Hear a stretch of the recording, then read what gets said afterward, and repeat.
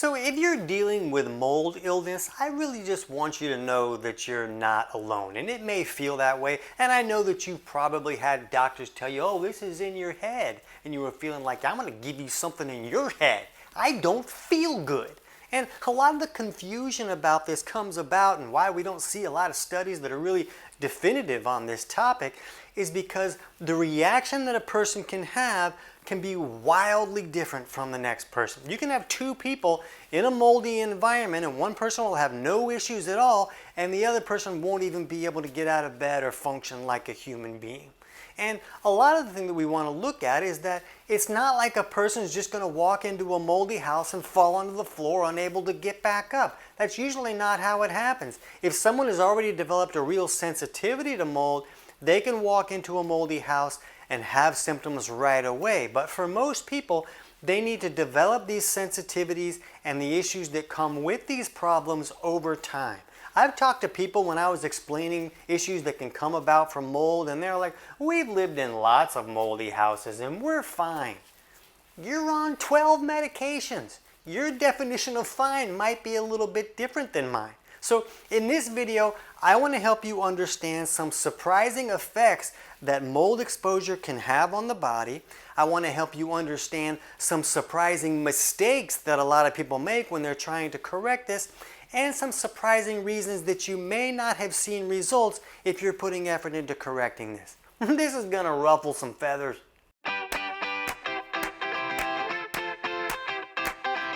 T.C. Hale is not a doctor and does not claim to be a doctor or licensed in any type of medical field. Don't be an idiot and use anything heard on the show as medical advice. This information should be used for educational purposes only, and you should contact your doctor for any medical advice. Now get off me. Now, when we're talking about trouble from mold, like you don't have to go up to the wall and lick the mold on the wall to have trouble. It's these microscopic mold spores that are in the air that we can't really detect that can get into the system and create a lot of trouble. And it's not really the mold that actually creates trouble. The real thing we want to think about is the mycotoxins that they put out. And there's a lot of theories about why they put these out, and this is for kind of like a self-defense thing and to keep other pathogens and to not compete for resources and all these other reasons that they might be putting out these mycotoxins, but this is what creates a lot of trouble in the body.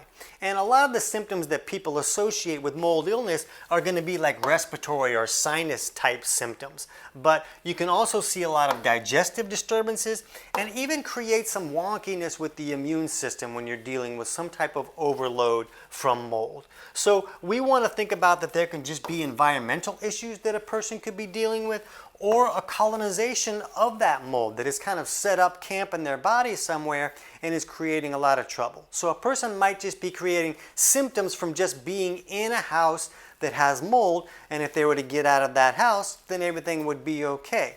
But some people have the mold set up camp and let's have a party in here, this place is awesome, and now they're carrying that trouble where they go.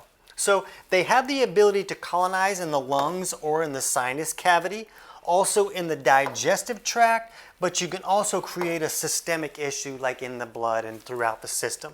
And I'll put a link in the description below to a link on the CDC website that talks about invasive mold infections, or IMI, like all the cool kids call it. And they talk about how this can be a significant systemic issue that really is common to see after some type of like flood or hurricane type situation, and when someone has a weakened immune system. And they're talking about how this is a real thing there, but still there's a lot of medical people that just view it like it's not really a real thing. So I guess it's only real if it's really severe, but if someone has a slightly less severe case of that situation, then that's just in their head. Okay. Well, we also want to look at this weakened immune system and understand that this isn't always just about like someone being immunocompromised or having some type of diagnosis like that. There are things that people can do that are mistakes that are kind of derailing their immune system ability to kind of take care of the business that it's supposed to take care of. There's a lot of ways that we eat, or that there were supplements that we're taking that have the ability to kind of turn off the immune system's ability to trigger it into action. The body's supposed to send this signal to the immune system saying, hey, there's a problem here, But if we're making mistakes, it kind of turns off that signal. And now the immune system doesn't even know that there's a problem. So a person doesn't have to be completely immunocompromised. They could just be taking steps to kind of reduce their immune system's function, where their security system is really not going into action. If a person is getting like a cold sore, well, their immune system is not working correctly, because that virus should be able to be kept in check in the body. And when they're getting that breakout, it's because they're taking steps that are restricting the body from signaling the immune system, and now they have a breakout. When they go away from doing those things, everything is okay. I'm not going to dig too far into this in this video, but I'll put a link in the description below for our video on how to get over a cold fast. It really explains some common mistakes that can kind of derail how the immune system is working. So if a person is doing these things, they may have a harder time dealing with this, or someone else in their house is going to have no problem at all. I'll also have a link in the description below about a paper talking about how this can often be misdiagnosed as like Lyme or some other issues, when it's really about a mold illness problem. But what I really want to get into is how surprised a lot of people are about digestive issues that can come about from some type of mold illness type issue. And this mold can get into the digestive tract and set up camp. And remember, mold is a type of like yeast, mold, fungal. That's the kind of category that they fall into. So this can fit into that SIFO, or small intestinal fungal overgrowth issue, that we're starting to hear a lot more about now. And when someone has this going on, this has the ability to restrict their ability to really get the nutrients out of the food that they're eating. And a lot of times nutrient deficiencies are one of the things that's restricting the immune system from functioning correctly. So a person can kind of have this issue going on where a lot of the stuff that they can put out can be like alkaline, and that can make the whole digestive tract alkaline and restrict our ability to really get all the nutrients out of that food. It can also slow down how it's moving through the system, and it can create other troubles. And the stress that all of this puts on the system also has the ability to raise some stress hormones that can thicken up our bile and restrict it from flowing correctly. So now we can't digest dietary fats correctly. Bile really helps us do that. But bile is also one of the things that carries a lot of the toxins that the liver is filtering out of the body when we poop like a champion. So if that bile is not flowing correctly, now this person is going to have trouble detoxing, which means more of these mycotoxins are going to accumulate in the system and create a lot more trouble.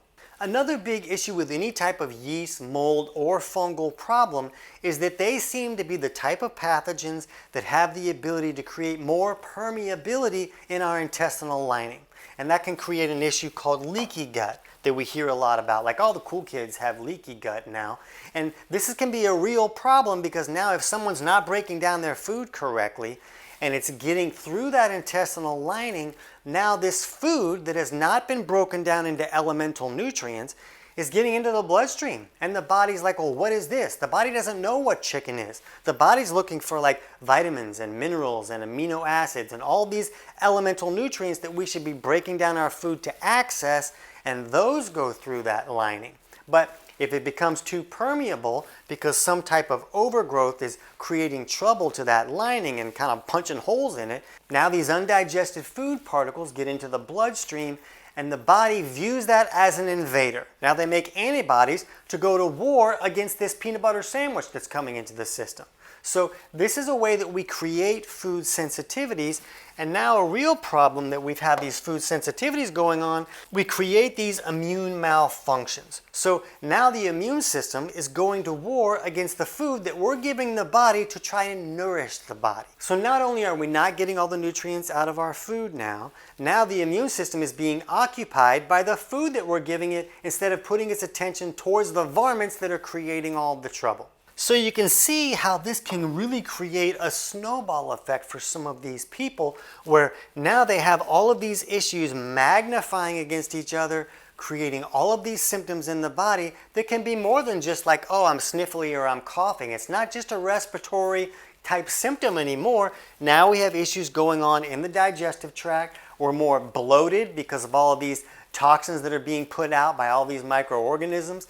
The environment is set up for other bad guys to come in and set up camp as well. and put out more gases and create more pressure and bloating and acid reflux and all these other symptoms that can come about. So derailing the digestive system like this has the ability to really magnify a lot of other problems in the body. And the biggest one being an inability to detox these mycotoxins that are now going to accumulate and become toxic in the system.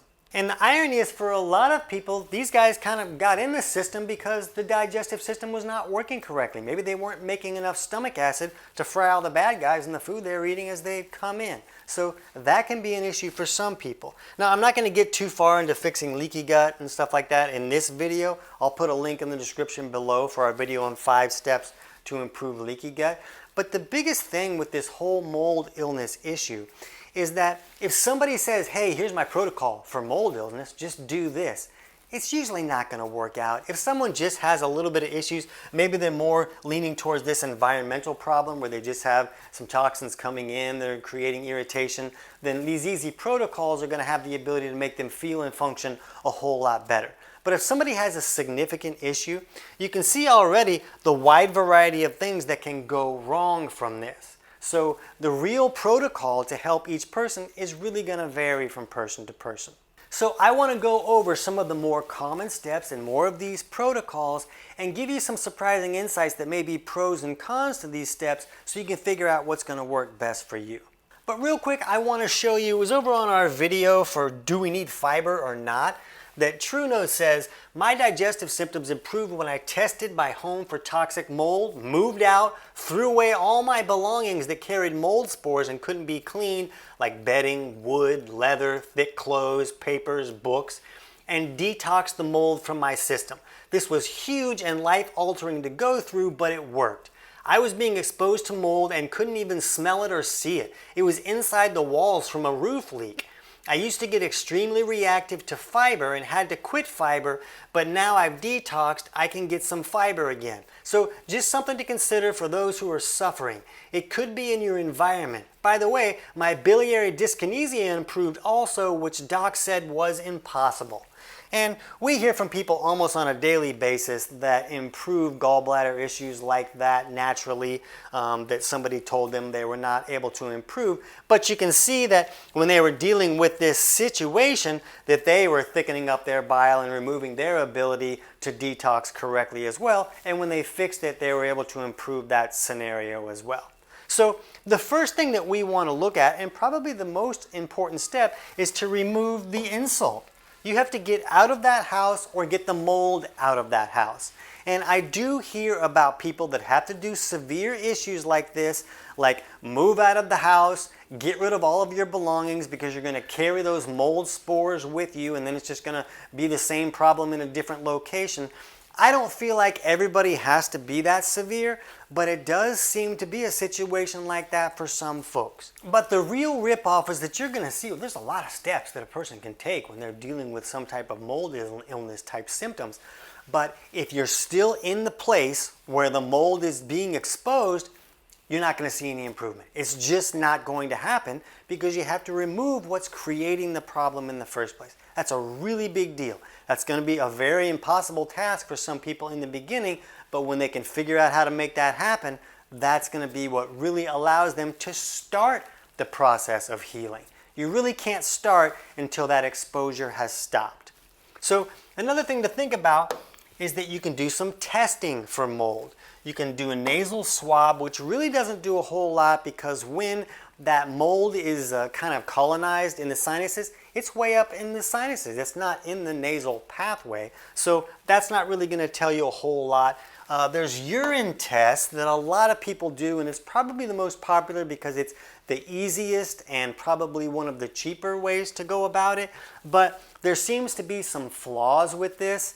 To really get an accurate reading, if somebody's really, really toxic and they're going to see a lot in this test, then that might scream, oh, you have a real problem. But for most people, there's a lot of other factors that go into what's going to be seen in that urine. So that doesn't seem to be as effective. What seems to be more effective is doing some type of serum blood test. There's one called the ELISA that looks at some, IgG and IgE factors. So you're kind of looking at possible antibodies that were created before, but also things that look like they're kind of going on right now. So it seems to give you more information. Other things we want to think about is that there's medications that a doctor might give you. I'm not a doctor. I'm certainly not your doctor, and I don't know your situation. I couldn't possibly be giving you any type of medical advice.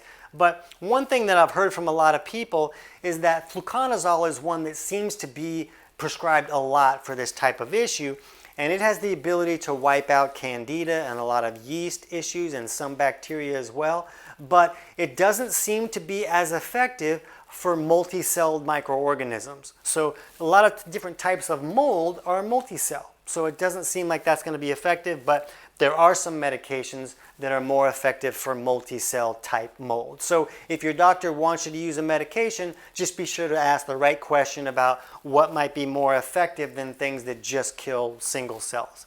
And a lot of people, when they're looking at this medication, they're concerned about the effect that it could have on their liver. And you know, I'm a big fan of doing things naturally. When you do things naturally, it's a lot easier to try to work on correcting the actual underlying cause instead of just covering up a symptom. But for some people that are really severe, having a real problem, it does seem that there are some medications that are more effective at really wiping out some type of systemic problem.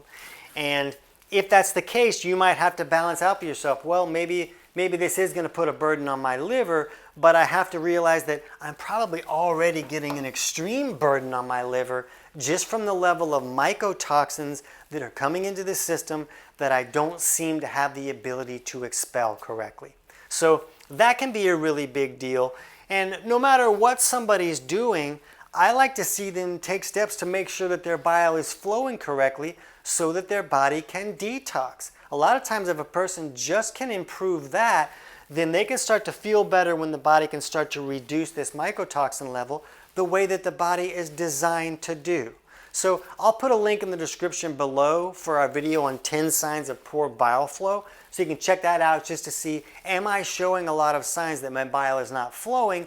And if I can take steps to improve that, that could really make me feel a whole lot better. I'm not going to get into improving all that stuff, but any type of digestive symptom that you might be having is a sign that things are not working correctly, which means you can't get all the nutrients you want the body to have so that the immune system can work correctly. So I'll put a link in the description below for our totally free digestion course, and that'll walk you through figuring out any aspects there that need to be corrected. And other things that you're going to hear a lot about when you're hearing about like different protocols to use for mold illness is you'll hear a lot about some natural antimicrobials. And a lot of people are going to say, oh, there's not really any studies that show that these are effective. And I think that when you're looking at the systemic issue, that these are going to be a little bit harder to be as effective as some other steps. But when you're looking at these digestive aspects, these seem to have the ability to be very effective. And we've seen a lot of success personally with this with clients. And when you're using different antimicrobials, like grapefruit seed extract is a natural antimicrobial that seems to be very effective against like yeast, mold, fungal type microorganisms. Some people will use like oregano oil or caprylic acid. And you know, if you're going to go this route, know that you're probably going to have to use more than one thing. You might have to use quite a few things to really be aggressive. And even if it doesn't take care of things on that systemic level, it could be part of the puzzle of fixing any digestive malfunctions that have come about from some type of fungal overgrowth in the digestive tract. And then if you can take steps to really improve that digestion, not only are you going to help this detox pathway, so now your body can start getting rid of some of these toxins, but you can also improve your ability to break your food down correctly so you can get all the nutrients out of that food and supply the body with more resources to fight off an invader. But you're also breaking your food down into those elemental nutrients so that as things slip into that bloodstream, less and less is going to be viewed as, oh, that's still a food. That's an invader. Let's attack it. Let's put all of our focus of this immune system attacking this food instead of taking care of the invader. So there's a lot of things that you can start to put in your favor just by improving any of these digestive malfunctions. So I view this as a very big player when it comes to that. Now, some diet considerations that you might want to think about are, we really want to reduce the amounts of sugars and processed carbohydrates and junks coming in. A lot of people feel like that feeds a lot of these microorganisms and allows them to thrive even more. But one really surprising thing that a lot of people don't know is that a lot of people will take that viewpoint and they'll say, well, I'm not going to have any carbs and sugars then. I'm going to go on a keto diet to remove them all and just starve everybody out. But the problem is, when you push yourself into a state of ketosis by doing a very low carb or maybe a higher fat ketogenic type diet, these microorganisms have the ability to live off of ketones as well. So a lot of people, when they go to a ketogenic diet and they really get into a good state of ketosis, will start to see a magnification of their symptoms, because a lot of these yeast, mold, fungal guys can really thrive on ketones. So we've even used this as a marker, and we weren't sure what was going on. Be like, why don't you go on a ketogenic diet for a couple weeks? If you feel a whole lot worse, then we know that we really need to pick up our focus on trying to get rid of some type of yeast, mold, or fungal invader. Some people in a severe situation may also benefit by reducing foods that may contain more mold in them. Things like, peanuts or coffee or, grain-fed animal meat can have a lot more mold in it. So those are things that a person might feel better. I don't think removing those things is going to fix the problem, but if they have the ability to reduce the intake or remove that for a little while, they may feel a little bit better while they're working on these other things. We also hear about, like detox and using binders to kind of bind to some of these mycotoxins and pull them out of the body. A lot of the studies on this have not been super, positive about the results that they may see. But I've still seen good results for when someone has some type of acute rise in toxicity. Using binders for a short period of time really has the ability to help them feel and function a lot better by getting that out of the system faster, especially when we're looking at things in the digestive tract. So if that overgrowth is in the digestive tract, then binders might help get those mycotoxins out. If it's a systemic issue, they may not help as much. But another thing to understand with the binders is that they also have the ability to bind to like minerals and nutrients and pull those out of the body as well. So if a client has like really low blood pressure, like the systolic number is below 112, that can be a sign that they may not be bringing in as many minerals into the system, and I might not want them to use as many binders until they could do some steps to improve that situation. But even when you are going to use it, when you want to use binders, you want to do it when you're taking steps to wipe out these bad guys. Don't just start off with binders and think that you're going to do something if you haven't done anything to reduce this mold invasion that's creating all of these mycotoxins. So think about that when you're looking at when should I do that. And I really like to see people improve that bile flow, because then we're really detoxing the way that the body wants to detox, not just by using a binder. So you'll hear a lot of people that have varied opinions on the binders. I kind of fall in the middle where I'm like, yeah, I really see some benefits, but not long term, and I want to use it in specific situations. You're also going to hear people tell you to use like fiber and probiotics. And a lot of this has to do with it. They think that that's how you fix digestion, is by taking fiber and probiotics that fix digestion problems. And it just really doesn't. We like to use other steps to fix the actual malfunctions of digestive problems. And they feel like, well, maybe fiber is going to help push out more of these mycotoxins. And fiber's okay if you fix actual digestive malfunctions. It's not going to do much otherwise. And probiotics can be very beneficial, but the timing can be very important.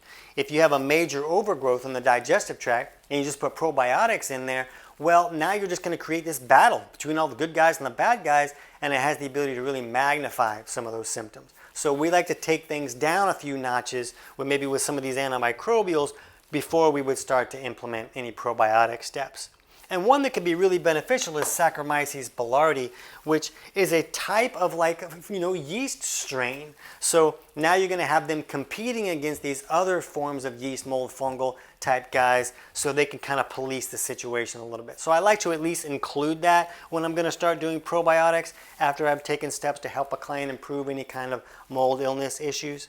And we also need to think about the stress in your life or the stress in your body. That has the ability to reduce the immune system's ability to do its job. So if you're stressed, just find ways to calm down any way that you can. And your body probably is already stressed if it's dealing with some type of overload like this and that kind of load of mycotoxins. So you don't want to add stress in your life too. You want to find ways to really bring that down a few notches. But the last thing to think about are sinus considerations, because a lot of people have problems where they'll be in a moldy house and the mold will colonize in their sinus cavity and they won't know that. I had this happen to me, and I was having a lot of acid reflux issues. I lost my voice for 8 years. 23 doctors couldn't help me figure that out. And so I fixed the problem, but it kept coming back because I didn't know that I had this infection in my sinuses. And it wasn't until I took steps to improve that I was able to really fix my situation long term.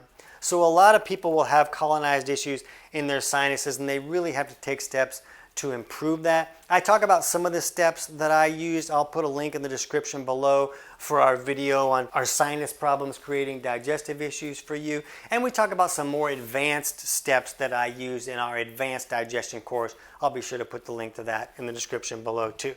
So you can see you have homework. Like, you're not going to watch this video and be like, oh good, I'm going to fix this in 15 minutes. There are details that you're going to have to figure out that's going on with you.